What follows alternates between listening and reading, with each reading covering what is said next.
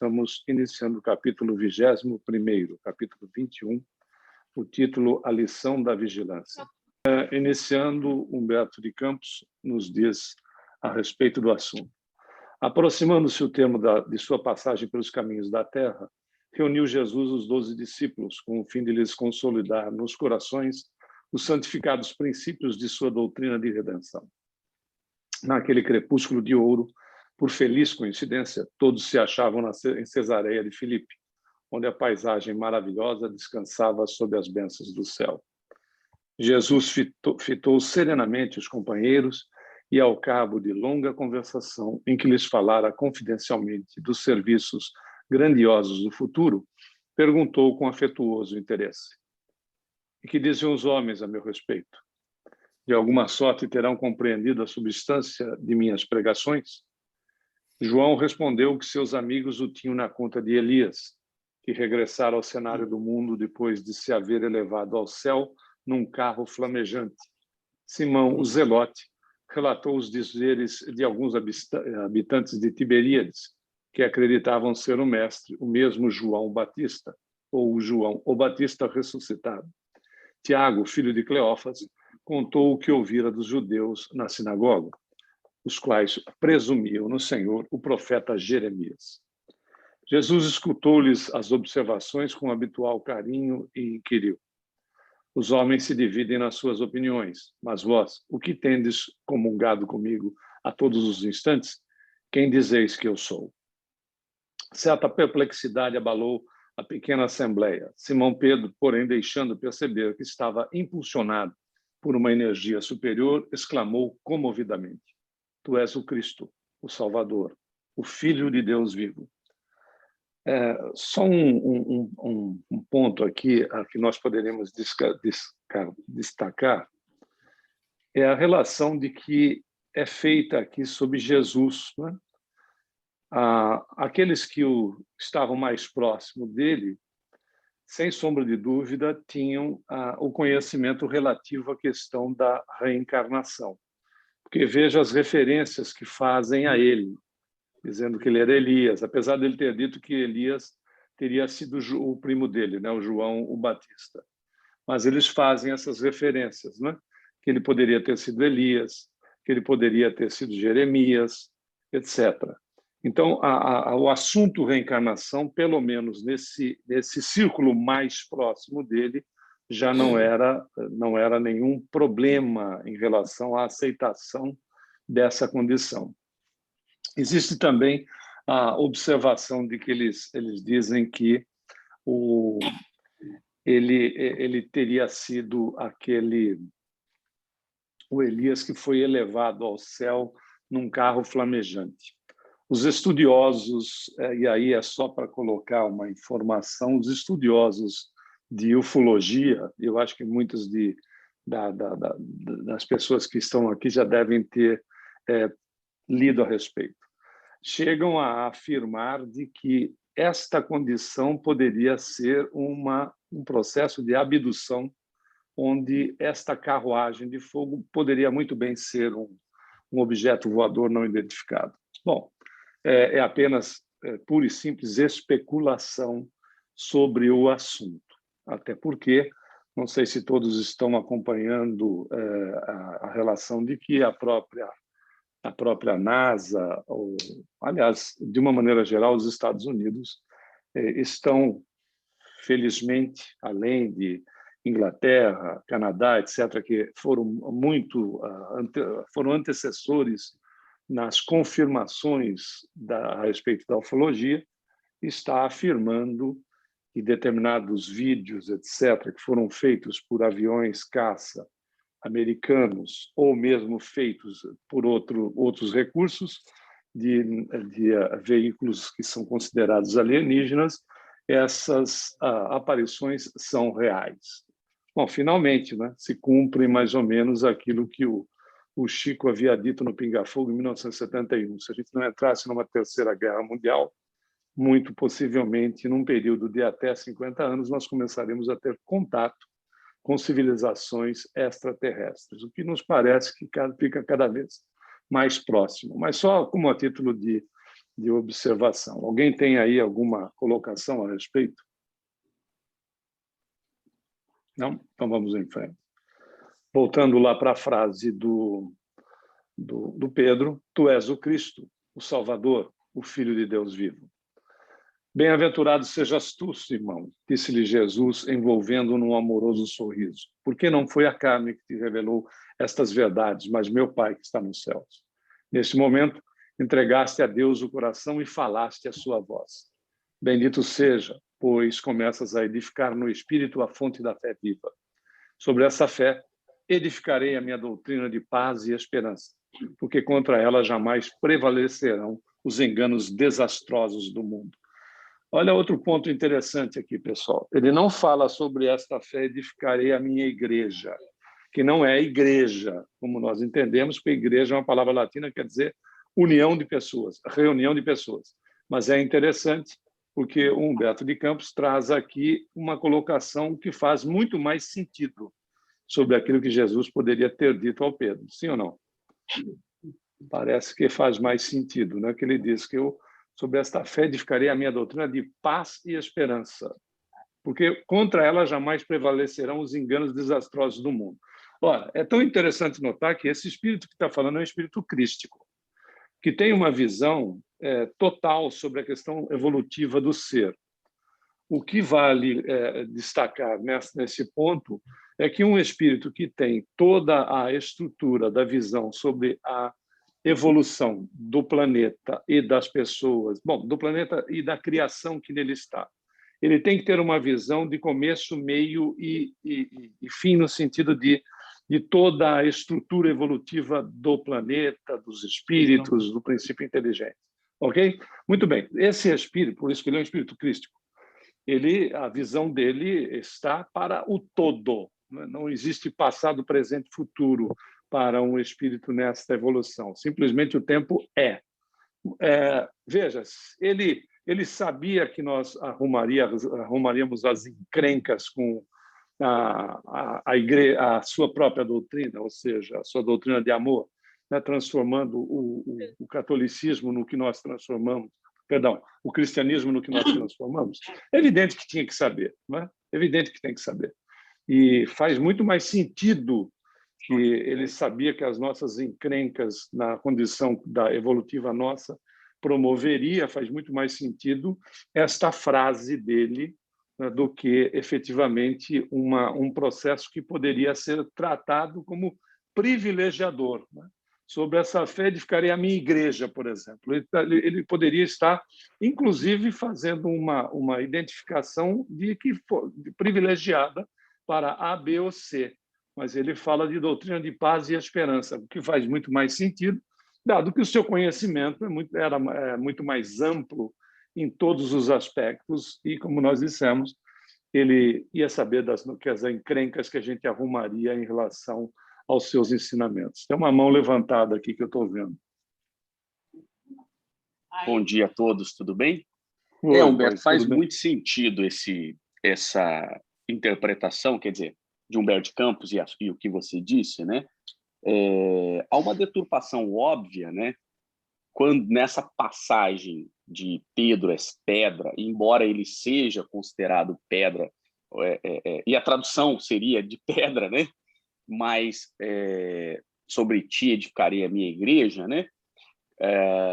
Me parece que como poderia o cristianismo colocar sobre os ombros de uma única pessoa não perfeita, porque Pedro estava muito longe de ser perfeito. Uma coisa é colocar o cristianismo sob os ombros de Cristo, de Jesus, né? É um espírito puro, crístico, que veio, ele era infalível, né? Mas como poderia Jesus, embora até anteriormente eu tenho uma paixão interessante por José, pai de Jesus, porque de fato o cristianismo por um determinado tempo esteve sobre as mãos de José, né? Sobre os cuidados de José, que tinha o dever de cuidar de Maria grávida, né? E do filho de Deus, o Cristo que estava vindo, né? E com toda a situação, mas é um risco que tem que ser corrido. Não tinha como, não tinha como Maria simplesmente gerar o filho do nada, né? Nem do jeito que é contado pelo anjo Gabriel, tampouco em menos de 9 meses, né? Mas biologicamente falando. Mas o fato é que seria muito temerário para o cristianismo algo que de fato veio mudar o mundo, colocar sobre as costas de Pedro, né? Toda a edificação de uma igreja, especialmente sendo Pedro uma figura bastante, ainda naquele tempo, muito imperfeita. Então, me parece muito plausível uma manipulação, especialmente depois, quando, por uma coincidência interessante, a Basílica de São Pedro é construída sobre a lápide, suposta lápide de Pedro, e aí confirmando a profecia que sobre Pedro edificarei a minha igreja. E, aliás, esse termo igreja, se a gente for pegar o pé da letra, nem faz muito sentido, porque se falava em templo, né? O templo de Salomão, o templo de Davi, e não se falava de igreja no sentido religioso, porque só existia uma religião de verdade, que era o judaísmo.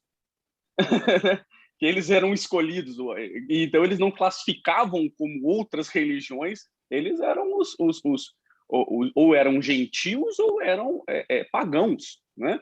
Então a única religião, a única igreja existente para aquele tempo, como nesse conceito religioso, era o judaísmo, né? Então faz muito mais sentido você depositar o cristianismo sobre a fé que Pedro professava naquele momento, próximo a Deus, do que sobre uma pessoa, né?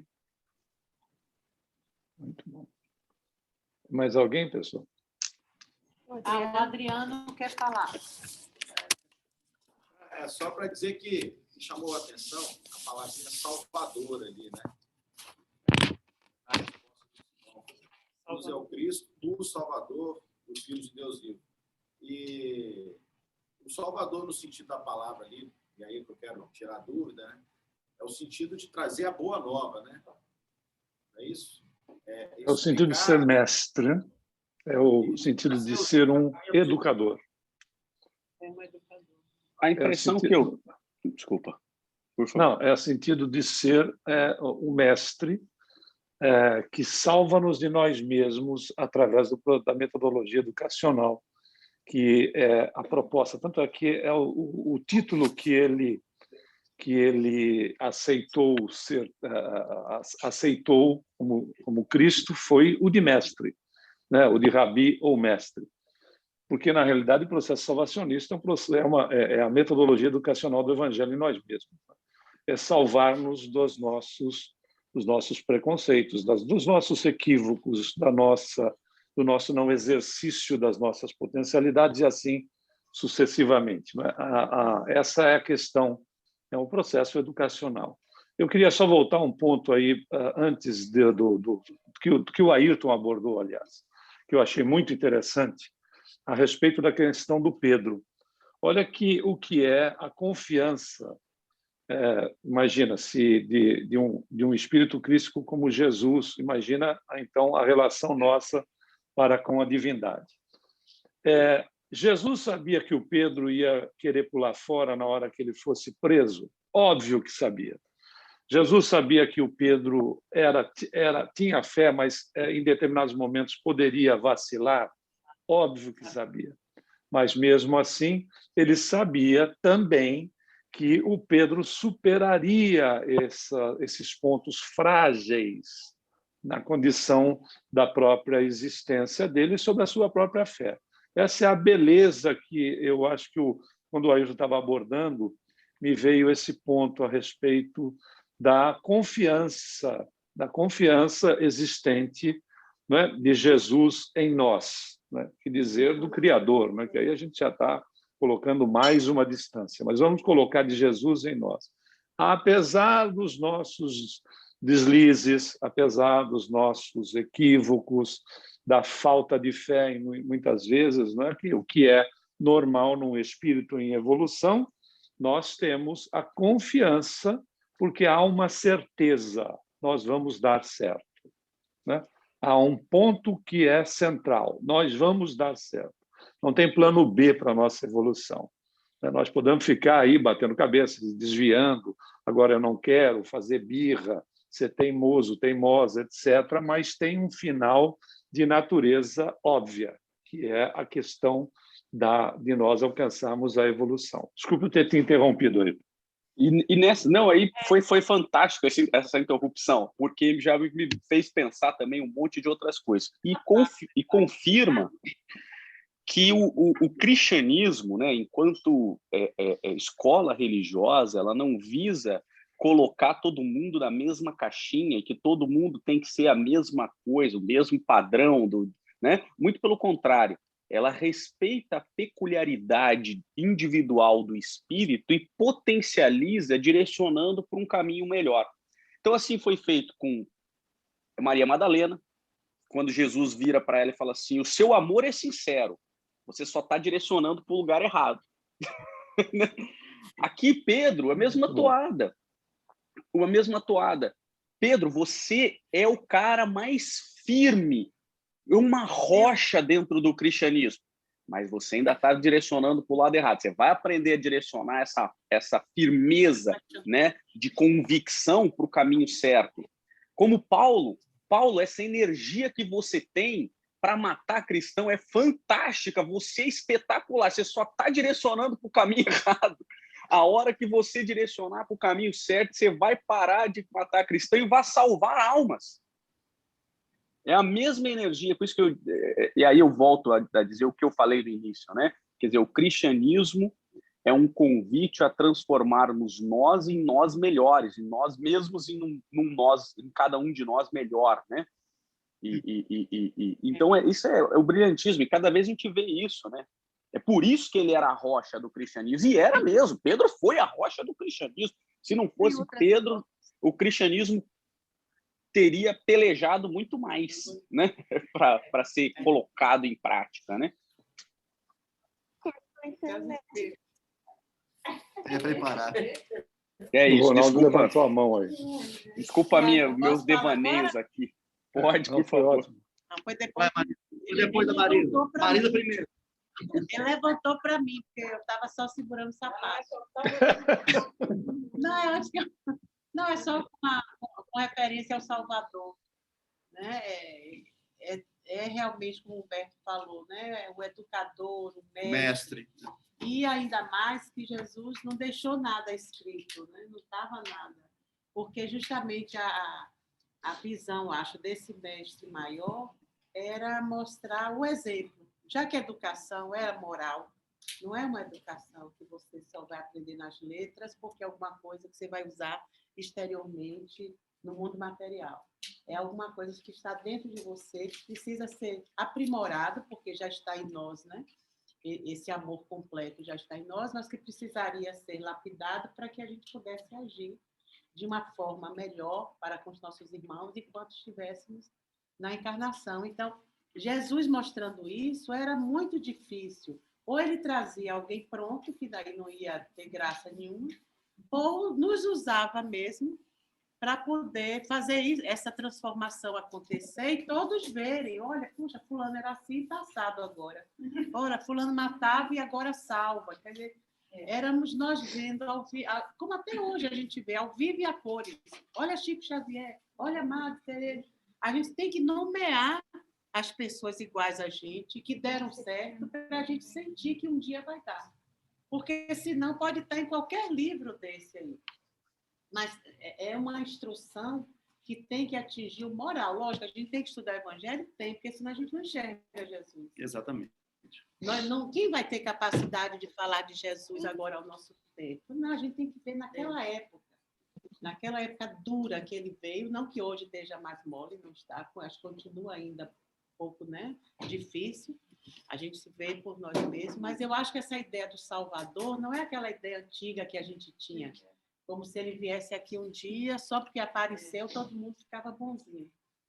Mas é o exemplo vivo. Acho que é por isso que muita gente nega Jesus, não gosta de estudar muito o Evangelho, porque esse Evangelho nos aproxima da perfeição que precisamos atingir. E aí, se eu estou errando, eu não quero nada que me mostre que eu tenho que ser certo. Por isso que às vezes tem gente que diz assim, vocês estudam evangelho? Evangelho? Isso é boring, não sei o quê, entendeu? Mas não, ali é um medroso mesmo, casca grossa, precisando apanhar. Mas a ideia que muitas pessoas têm do evangelho, quando eles veem Jesus dessa maneira, é que somente Jesus pode chegar a esse nível. Ele é o único.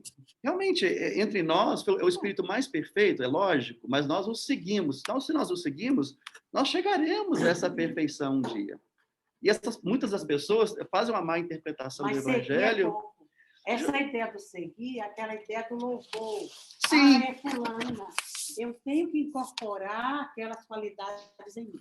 Justamente. Seguir só é pouco. Eu ficar admirando, puxa, como é bom. Ele veio para salvar os meus pecados. Mas eu tenho que dizer assim, toda vez que continuo eu fazendo a mesma Jesus, coisa. Eu lembro das minhas imperfeições. Toda vez que eu leio o Evangelho, eu lembro que eu sou imperfeito. Quando eu vejo Jesus, o Evangelho falar daquele amor de Jesus pela humanidade, me faz ver que eu não amo o meu próximo ali dentro de casa. Então, isso incomoda a gente. Por isso que é difícil, é muito difícil. Mas estamos conseguindo. Aí, juntos somos fortes. Vamos formando um grupo assim, de devedores, um segura do outro. Cadê fulano que não veio? Não entrou hoje por quê? Bora. Né? É o dia da gente tomar vergonha na cara. E é legal isso. É muito bom. O que eu queria mencionar são algumas dessas passagens aqui, como elas estão relacionadas no Evangelho, como está presente no judaísmo a ideia do reencarnacionista. Né? Aqui eles dizem uns dizem que você foi João Batista, as pessoas da sinagoga aqui, os amigos falaram que você é o profeta Jeremias. E me vieram assim, algumas passagens do Evangelho que entra mais ou menos nesse contexto. Quando Jesus cura aquele cego de nascença, que os apóstolos perguntam, quem pecou? Ele ou seus pais? Né? Então, você já vê muito presente aí essa ideia reencarnacionista. E aquela outra passagem, eu acho muito interessante, e eu acho interessante porque ela estava no meu pensamento já faz uns dias, e a gente lendo isso aqui encaixa-se perfeitamente.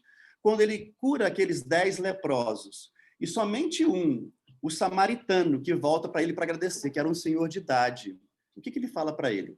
Vá e mostre-se aos homens da sinagoga. O que eu estava pensando, no meu entendimento, ou seja, prove para ele que você não nasceu em pecado.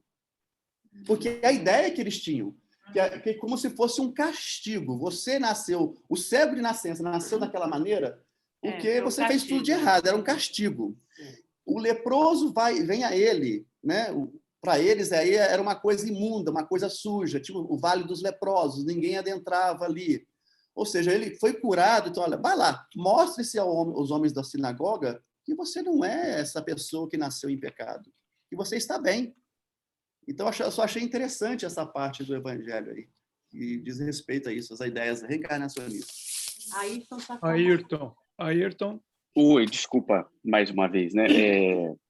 Eu não discordo de nenhuma das interpretações da palavra Salvador. Todas foram muito boas, mas a sensação que eu tenho quando Pedro fala isso é que eles tinham muito enraizado dentro da cultura judaica, né, de que eles tinham esse mundo de regeneração que nós chamamos hoje, né, muito forte, que seria salvo por esse Messias que viria, como eles têm até hoje na realidade, né? Então a sensação que eu tenho é quando ele fala que você é o Salvador, ele tem a mesma conotação para o judaísmo do Cristo, do Cristó, né, para o grego, né? Então, assim, a sensação que eu tenho é que ele quis falar, você realmente é o Messias, tá? E não sem desconsiderar, mas eles acreditavam no salvacionismo, né? Eles acreditavam num Messias que vinha salvar o povo de Israel do subjugo, né, da sociedade. Uma outra coisa, Ronaldo, em relação à questão do leproso, é porque é o seguinte, quando você era enquadrado como leproso, você perdia, entre aspas, a sua cidadania, a sua ID. Então, você tinha, para você refazer a sua ID, você não tinha o DMV, não tinha... O lugar que você fazia a ID era no templo. Então, como você teve cancelada, juridicamente falando, a sua possibilidade da sua cidadania, né? Então, você tinha um ritual que tem que ser feito para que você resgatasse esta característica. E uma parte, e esse início do ritual era dentro do templo. Então, por isso que ele fala para se apresentar ao templo e mostrar que agora você está purificado. Aliás, até no Velho Testamento, eu posso achar a passagem, eu tenho na minha Bíblia, mas ela não está aqui agora, eu vou pegar lá na sequência, aonde que está esse ritual e como que ele é feito. Eu tenho exatamente como funciona isso, mas só para título de curiosidade, né? Mas é importante que, não é que Jesus falou, vai lá e se apresenta para mostrar que eu sou o cara. Não foi isso. Jesus falou, vai lá, se apresenta e resgata a sua cidadania e vai viver a sua vida sem pecado. É isso aí. Ele era inserido no livro dos vivos, reinserido. Isso, seria. Ele era reinserido caso ele estivesse inserido. Porque a enfermidade, ele poderia estar inserido, a enfermidade, aliás, não só essa, várias outras. Todas que eram excluídas, né? Tanto é que você lembrou bem essa passagem a respeito dessa condição dele voltar para o templo, porque a situação da própria mendicância, que devia ser enorme, né? A quantidade de pessoas mendigas, imagina, mais de 2.000 anos atrás. Você usava uma espécie de uma capa, né, para que você pudesse fazer a mendicância, para que você pudesse fazer pedido de dinheiro, fosse lá de comida, daquilo que havia de necessidade. É interessante isso, porque naquela passagem, acho que naquele momento que Jesus está ali nas águas de Siloé, parece que tem um mendigo que pede alguma coisa e que eu não me lembro exatamente, né, que é a relação da capa, né, que ele dispensa a capa. Era uma coisa interessante, porque era algo organizado dentro de uma estrutura possível, conforme o Ailton revelou. Mostrava um processo razoável, né, de evolução no sentido do respeito às pessoas, dentro daquilo que era possível, evidentemente. Muito bom. Tem mais alguém? Não? Então, vamos em frente, então. Enquanto Simão sorria, confortado com o que considerava um triunfo espiritual, o mestre prosseguiu, esclarecendo a comunidade quanto à revelação divina no santuário interior do espírito do homem, sobre cuja grandeza desconhecida o cristianismo assentaria suas bases no futuro. No mesmo instante, preparando os companheiros para os acontecimentos próximos, o Messias continuou dizendo: Amados, importa que eu vos esclareça o coração, a fim de que as horas tormentosas que se aproximam não cheguem a vos confundir o entendimento. Através da palavra de Simão, tivesses a claridade reveladora. Cumprindo as profecias da Escritura, sou aquele pastor que vem a Israel com o propósito de reunir as ovelhas tresmalhadas no imenso rebanho. Venho buscar as dracmas perdidas do tesouro do nosso Pai. E qual o pegureiro que não dá testemunho de sua tarefa ao dono do redil? É indispensável, pois, que eu sofra. Não tardará muito o escândalo que me há de envolver em suas malhas sombrias. Faça mistério o cumprimento da palavra dos grandes instrutores da revelação dos céus, que me precederam no caminho. Está escrito que eu padeça e não fugirei ao testemunho. Havendo pequena pausa na sua locução, Filipe aproveitou-a para interrogar emocionado. Mestre, como pode ser isso, se sois o modelo supremo da bondade? O sofrimento será, então, o prêmio às vossas obras de amor e sacrifício? Jesus, no entanto, sem trair a serenidade do seu sentimento, retrucou. Antes que Jesus retruque, dá para a gente imaginar que você está sabendo que neguinho vai caluniar te chicotear, te humilhar e te pendurar numa cruz e continuar por ali. Se não fosse Jesus, o cara dava, no português comum, dava linha. Se mandava. Ia na pipa. Eu acho que a tristeza dele, eu acho que é de todo missionário deve ter assim, isso, né? Que você tem uma expectativa, né, de que aquela comunidade vai melhorar. Aí já pensou na hora assim, está chegando o final, ele diz, puxa, está chegando a hora de eu encerrar o trabalho aqui, mas parece que né, não está... Eu acho que quem vai numa missão dessa, ele quer que todo mundo acabe, né, nota 10, né, todos os estudantes. É o que o mestre quer. Aí, de repente, vai dizer, ih, aquele é 5, aquele é 2, aquele é 1. Além da plena convicção da superficialidade dessa existência, né? Então, Jesus devia olhar para eles e falar assim, vocês realmente acreditam que é só isso aqui, né? E acho que é esse o convite que a gente tem do cristianismo, né? Do espiritismo, sobretudo, né? Olha, por maior que seja as atribulações, essa aqui é superficial. Essa vida aqui é uma superficialidade. A tua vida é lá. Não é? Cada existência parece que é uma página no grande livro da nossa vida. Mas cada vez que estamos lendo a página, né, essa página do momento, a gente se fixa ali como se ali fosse já o fim. E não é o fim. Que coisa, né? Como estamos ainda engatilhados.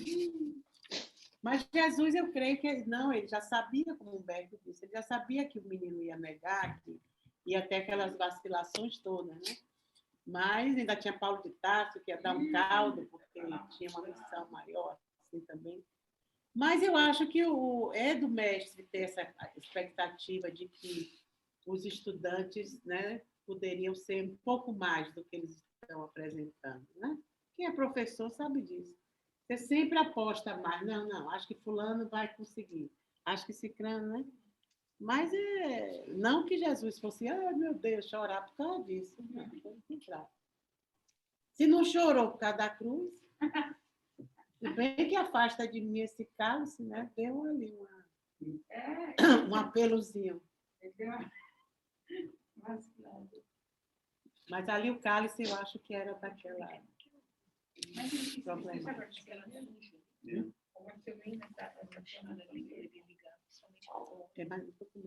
Vamos ver. Vamos lá, Jesus retrucou.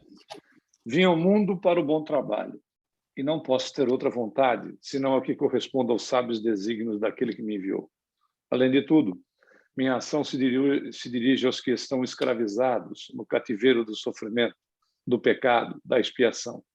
Instituindo na terra a luta perene contra o mal, tenho de dar o legítimo testemunho dos meus esforços. Na consideração de meus trabalhos, necessitamos ponderar que as palavras dos ensinos somente são justas quando seladas com a plena demonstração dos valores íntimos. Acreditais que um náufrago pudesse sentir o conforto de um companheiro que apenas se limitasse a dirigir-lhe a voz amiga lá na praia em segurança? Para salvá-lo, será indispensável ensinar-lhe o melhor caminho de livrar-se da voragem destruidora, nunca tão só com exortações, mas atirando-se igualmente às ondas, partilhando dos mesmos perigos e sofrimentos.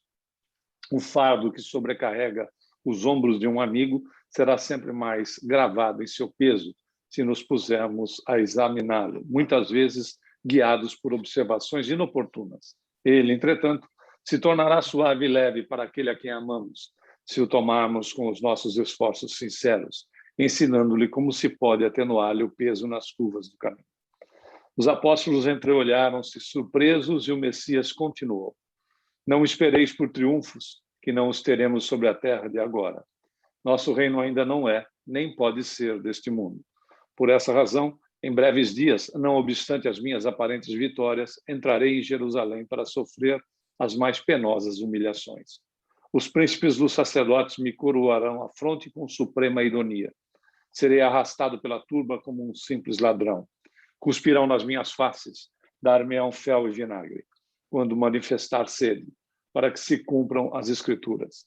Experimentarei as angústias mais dolorosas, mas sentirei em todas as circunstâncias o amparo daquele que me enviou.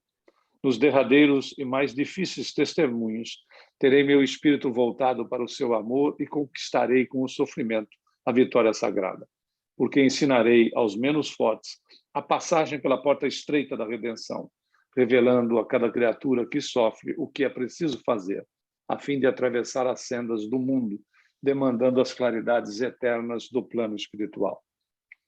O mestre calou-se comovido. A pequena assembleia deixava transparecer sua surpresa indefinível, sem compreender a amplitude das advertências divinas. Foi aí que Simão Pedro, modificando a atitude mental do primeiro momento e deixando-se conduzir na esteira das concepções falíveis do seu sentimento de homem, aproximou-se do Messias e lhe falou em particular: Mestre, convém não exagerardes as vossas palavras. Não podemos acreditar que tereis de sofrer semelhantes martírios. Onde estaria Deus, então, com a justiça dos céus? Os fatos que nos deixais entrever viriam demonstrar que o Pai não é tão justo. O Ailton levantou a mão. Não, Humberto, pode continuar. A hora que você der a pausa aí, eu falo. Ok, logo em seguida. Pedro, retira essas palavras, exclamou Jesus com serenidade enérgica. Queres também tentar-me como os adversários do Evangelho?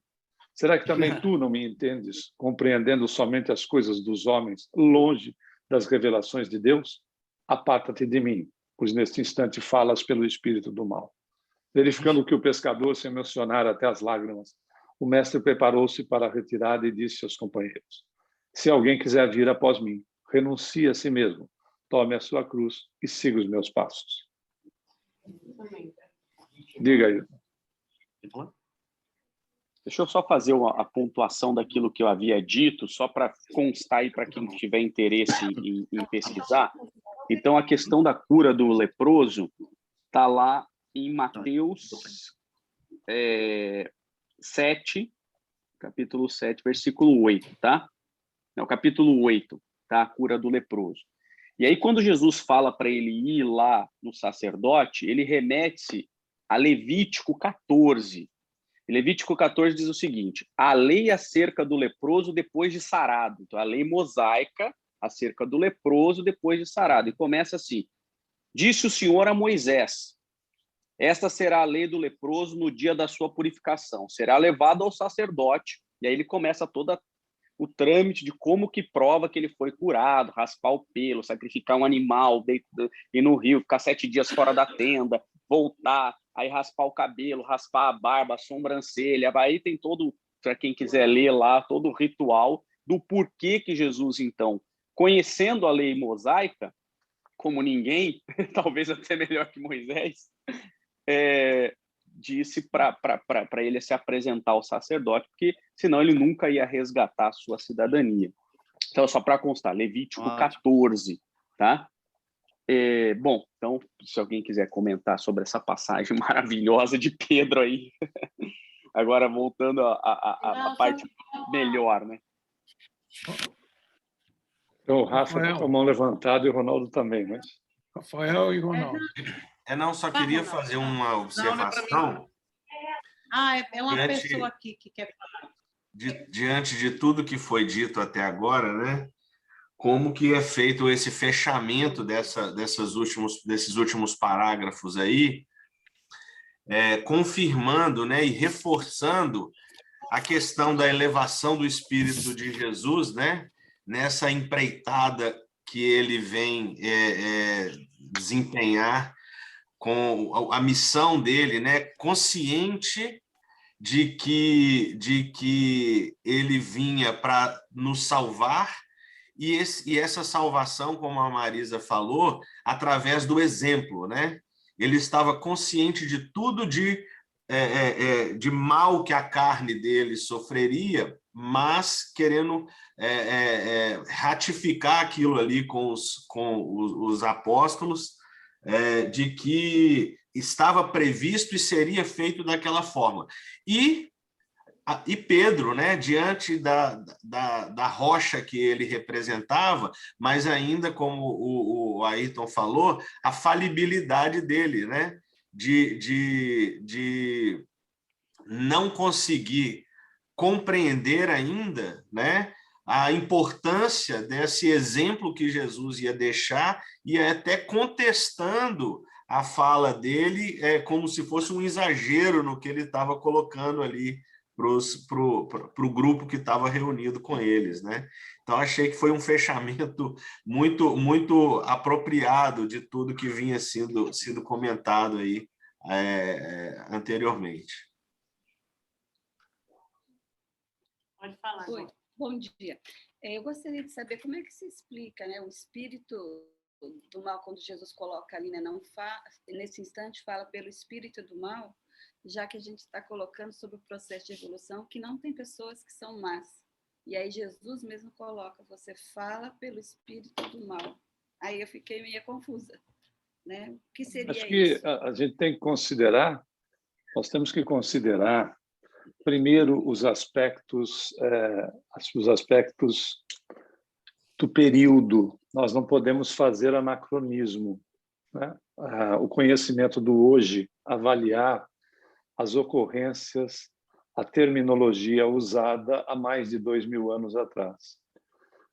Jesus, em vários momentos, né, considerando o que a Marisa até lembrou bem, não escreveu nada, em vários momentos se utiliza do que é conhecido à época, né? Então, os exemplos de Jesus, às vezes, para nós hoje, seriam não estariam enquadrados naquilo que nós temos como conhecimento, que no nosso processo evolutivo, de uma maneira generalizada. Então, se Jesus estivesse entre nós hoje, ele utilizaria de um nível de ensinamento muito mais ampliado. Por isso que ele vai falar a respeito de que ele pediria ao Pai para que fosse enviado um Consolador, porque não só esclareceria aquilo que ele já estava dizendo, como muitas outras coisas que ele ainda precisaria dizer, mas, evidentemente, a evolução das criaturas no período não tinha capacidade, não tinha como alcançar as informações. Precisava-se haver desenvolvimento em várias outras áreas, né? O ser humano precisava se desenvolver em várias outras áreas para podermos alcançar, né, esse tipo de informação que nós temos hoje, entendendo que a criatura, não é, conforme você mesmo observou, entendendo que a criatura não é má, a criatura simplesmente é ignorante. Ela desconhece os direitos dela e, como ela desconhece os direitos dela, ela reflete aquilo que desconhece nos outros. Então, se eu não dou valor para a vida dos outros não tem valor nenhum. Por isso que eu sou capaz, né? A pessoa é capaz de pegar uma arma e tirar a vida do outro a sangue frio, sem ter nenhum problema, pela enfermidade que tem em si mesma, né, de desvalorização da vida. Claro, está refletido nas pessoas com as quais ele se relacione ou ele não se relacione.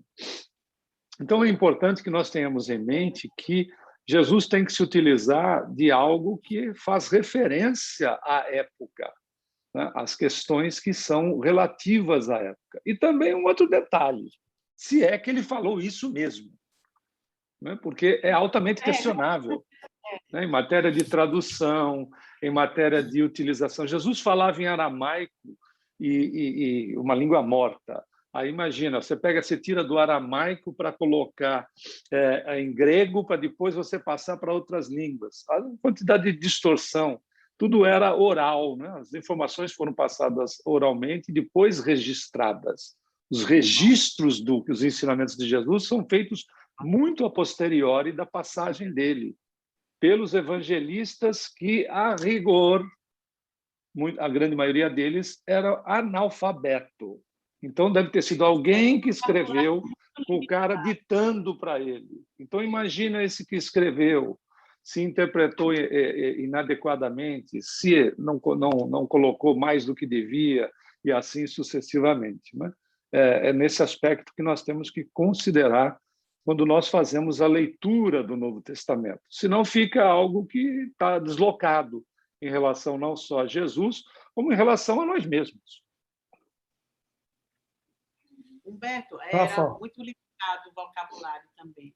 E outra coisa que eu acho marcante, todas essas palavras de Jesus, né, trazidas tanto pelo Evangelho, que não seja segundo o Espiritismo, mas pelos Espíritos, são passagens assim muito marcantes. Então, quando ele fala aqui, se alguém quiser vir após mim, renuncie a si mesmo, tome a sua cruz e siga os meus passos.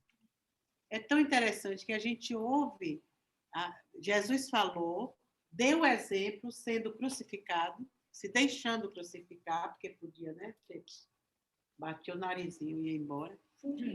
Mas mostrando que existe o caminho daquele também que é o educador e que salva, que é o caminho do sacrifício normal da vida, né? Não só de ser, assim como ele foi perseguido pelo que vinha trazer e até ser condenado à morte, crucificado, como qualquer outro tipo de problemas, né? A gente vê Chico Xavier, né? Um homem santo, mas tinha as doenças, os problemas familiares, um cabedal de coisas que a gente diz, mas, meu Deus, um homem daquele, com uma função espiritual daquela, por que não vem tudo arrumadinho? Porque o que Jesus disse é isso. Se quiser vir após mim, renuncie a si mesmo, tome a sua cruz, ou seja, o peso da sua vida, suas doenças, seus problemas, o que você vier na encarnação, e siga os meus passos, apesar de. Não tem que vir tudo arrumadinho na sua vida para você começar a fazer alguma coisa por você através do serviço ao próximo. Mas a gente tem aquela ideia de que fazer alguma coisa que a gente pensa que é só pelo outro, mas não é. A gente só faz pelo outro se fizer por si. Então, é uma troca, é fraterno mesmo, né? Uma caridade fraterna. Então, se for esperar a vida se arrumar todinha, ficar tudo muito confortável, ter tempo e etc. para fazer, faz também. Mas vai ser mais limitado, né? Vai ser pouco. Quando a gente retornar, diz assim, puxa, eu podia ter feito o triplo do que eu fiz. Mas fui postergando para o meu conforto. Então, sempre tudo em relação à nossa vontade de fazer, de ser ou não ser.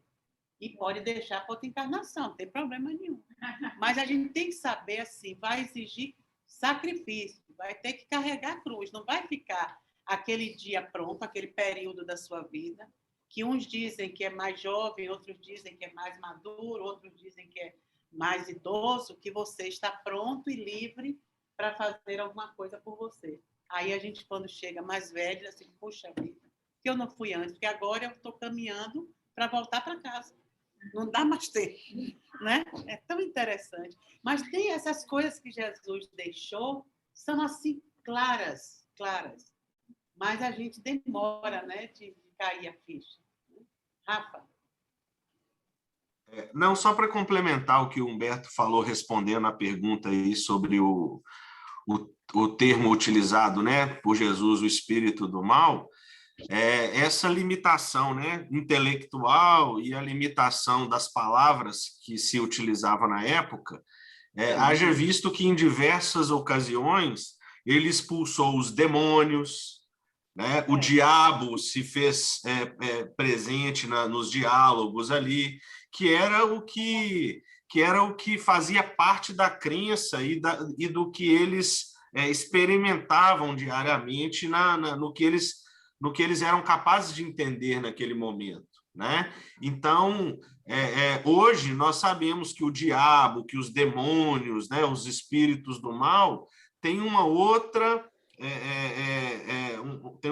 condição e um outro entendimento, mas que naquela época era o que eles utilizavam como linguagem usual e frequente.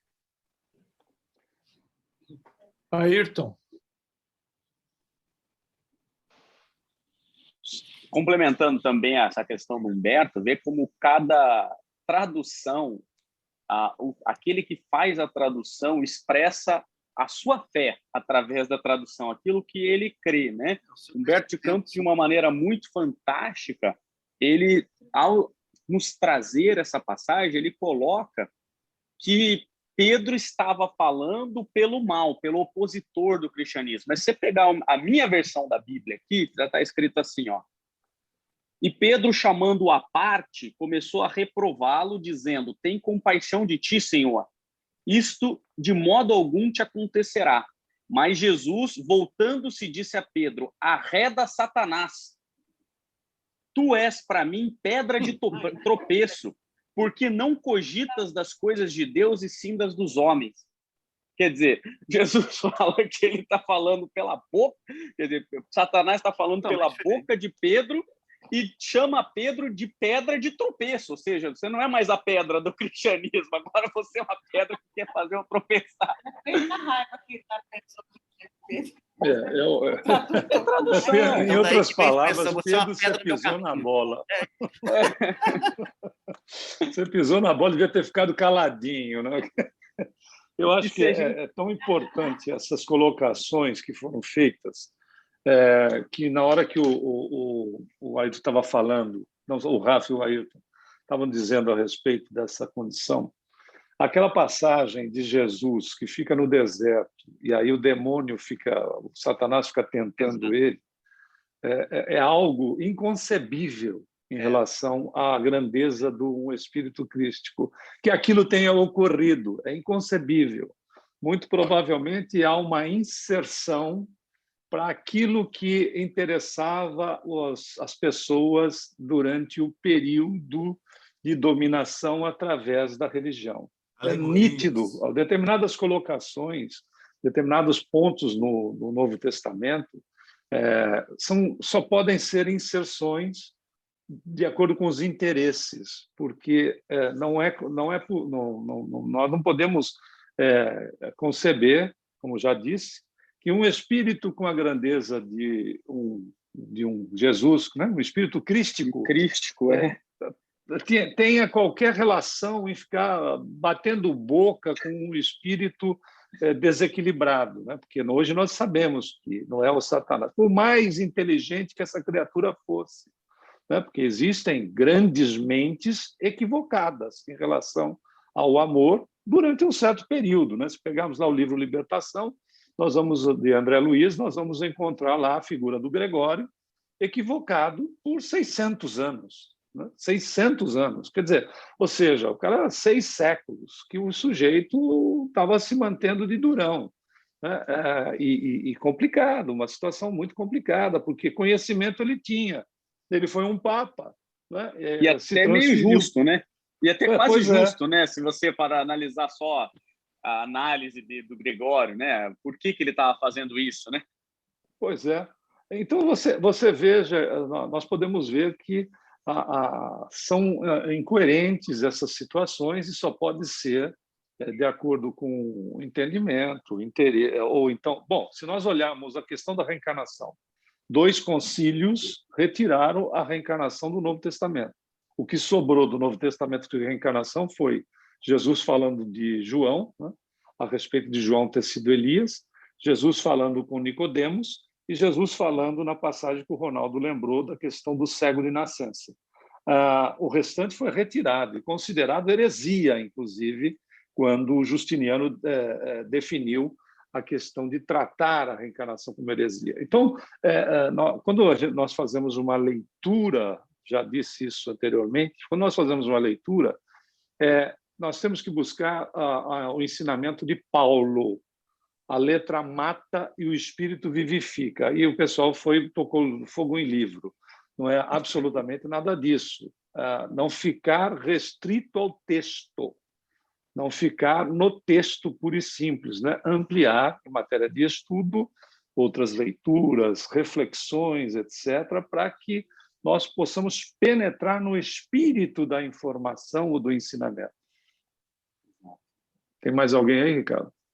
E aí é muito bem colocado, né, Humberto? Porque ainda que essa passagem se tenha, sob o ponto de vista metafórico, moral, aonde todos nós passaremos por um conflito entre o bem e o mal, entre fazer o certo e o errado, né? E tal. Isso não faz sentido nenhum em se tratando de Jesus, que expulsou 7 demônios de Maria Madalena, que, quer dizer, ele vai ficar com um demônio, com um Satanás, ou ainda que seja o Lúcifer, né? Que seja quem, o filho de Deus caído, qualquer um. Quer dizer, essa metáfora nem faz sentido, porque ele, enquanto espírito crístico, quem estaria acima dele, né? Então, nem metaforicamente essa passagem faz sentido, senão no aspecto de controle social, né? Perfeito. Eu tenho 4 minutos aqui para encerrar o capítulo, que o trecho não é longo. Tem mais alguém aí, Ricardo? Não, vai lá. Então, vamos lá. No dia seguinte, a pequena comunidade se punha a caminho, vivamente impressionada com as revelações da véspera. Simão seguia humilde e cabisbaixo. Não conseguia compreender por que motivo fora Jesus tão severo para com ele. Em verdade, ponderara melhor suas expressões irrefletidas e reconhecera que o mestre lhe perdoara, pois observava que eram sinceros o sorriso e o olhar compassivo que o envolviam numa alegria nova.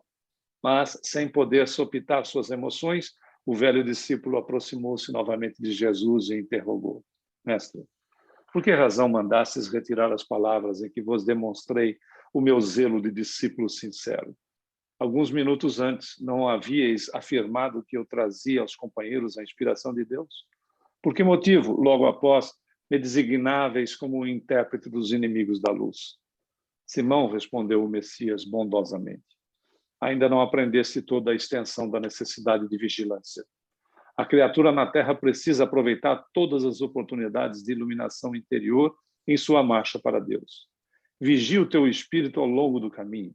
Basta um pensamento de amor para que te eleves ao céu, mas na jornada do mundo também basta, às vezes, uma palavra fútil ou uma consideração menos digna para que a alma do homem seja conduzida ao estacionamento e ao desespero das trevas por sua própria imprevidência. Nesse terreno, Pedro, o discípulo do Evangelho terá sempre imenso trabalho a realizar, porque, pelo reino de Deus, é preciso resistir às tentações dos entes mais amados na Terra, os quais, embora ocupando o nosso coração, ainda não podem entender as conquistas santificadas do céu. Acabando o Cristo de falar, Simão Pedro calou-se e passou a meditar. Tem uma... Melhor para ele. Entendeu, né? Mais amados na Terra, a família. Então, que entendeu, mas a família pode não entender, mas isso também não deve significar o fato, né? A perguntinha que, às vezes, não quer calar dentro de algumas famílias. Você vai para o centro de novo, daqui a pouco você vai levar a cama para dormir lá, né? Quem é que, às vezes, né? Eu ouvi coisas piores do que essa, mas, enfim, uma das minhas era: você vai acabar ficando louco com essa doutrina, né? Essa doutrina demoníaca. Mal sabia, né? Quem falava comigo que a loucura já estava estampada, independente da doutrina. Mas quantas colocações, às vezes, não se ouviu, né? Não se ouviu, ou não se ouve até, né, a respeito deste ponto. São pessoas que nos amam e que entendem que, às vezes, o nosso caminho pode estar distorcido, não entendendo, não conhecendo, ou não se aprofundando no caminho, podem entender que ele seja fator indutor de distorção. Né? Mas isso porque as pessoas nos querem bem, né? Como nós queremos outras pessoas bem, e podemos fazer determinadas observações que não condizem com a realidade daquilo que a pessoa esteja vivenciando.